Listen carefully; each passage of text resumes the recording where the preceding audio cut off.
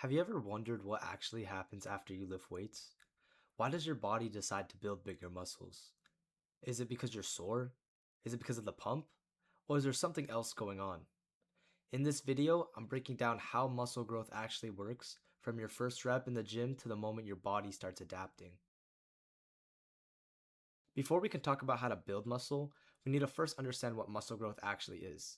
Muscle growth, or hypertrophy, is simply the increase in the size of individual muscle fibers. You're not creating brand new muscle fibers, you already have millions of them. Your body is incredibly efficient.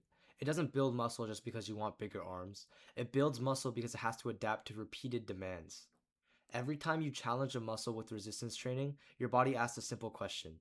If this stress happens again, how can I be better prepared? The answer is adaptation. By increasing the size of the muscle fibers, your body can produce more force and handle similar loads more efficiently in the future. So, what actually tells the muscles to grow? Based on the current body of evidence, the primary driver of muscle growth is mechanical tension. Mechanical tension is the force experienced by muscle fibers when they contract under load, especially while being stretched. It isn't just about how heavy the weight is, it's about how much tension the individual muscle fibers experience. For example, lifting a lighter weight close to failure can create a similar level of mechanical tension as lifting a much heavier weight for fewer reps. That's why research consistently shows that a wide range of reps, from about 5 or 30 reps, can produce similar muscle growth, provided the sets are taken close enough to failure, of course. Now, what about muscle damage? For years, people believed that muscles grew because lifting weights caused tiny tears that the body repaired. While resistance training can cause some degree of muscle damage, especially if you're new to lifting or trying unfamiliar exercises, current evidence suggests that damage itself is not the main driver of hypertrophy. In fact, excessive muscle damage can actually reduce training performance and slow recovery. Think about it this way: soreness doesn't guarantee growth. If muscle damage were the primary driver, then the workouts that made you the most sore would always produce the most muscle growth.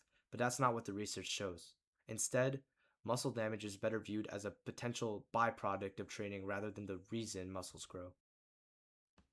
Another common belief is that getting a massive pump is what causes muscle growth. During training, blood and water accumulate inside the muscle, creating that tight and swollen feeling that we call a pump. This thing is actually called metabolic stress.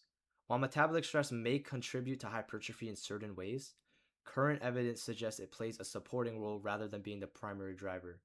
You don't need an incredible pump to build muscle, and getting a huge pump doesn't guarantee you'll grow.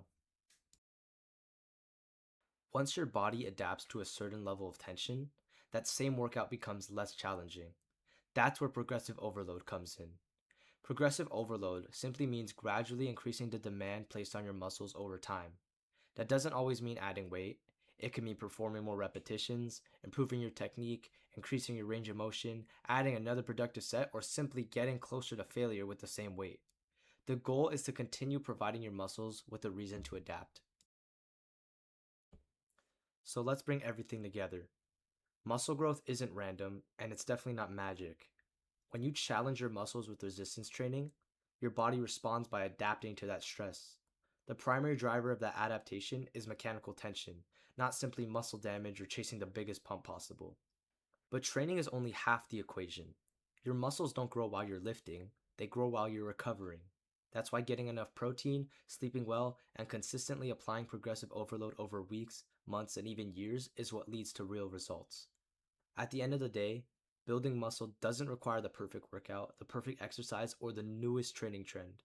It requires understanding the principles that actually drive growth and applying them consistently. If you could do that, you're giving your body every reason to grow.